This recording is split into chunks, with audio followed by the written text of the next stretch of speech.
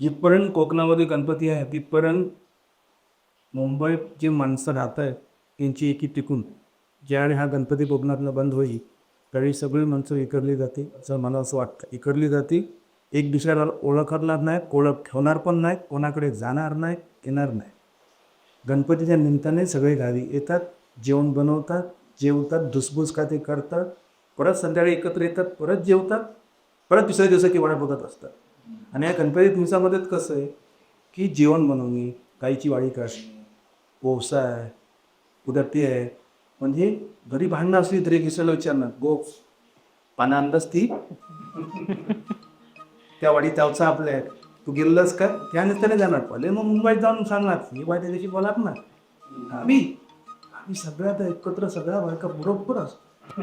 म्हणजे गणपती असा आहे ना की सगळ्यांना एकत्र आणणार एकमेव आजच्या तारखेला सगळ्या सणांमध्ये एकमेव सण असा आहे गणपती जो सगळ्यांना एकत्र आणतो, एकत्र ठेवतो आणि एकत्र जेवायला बसू.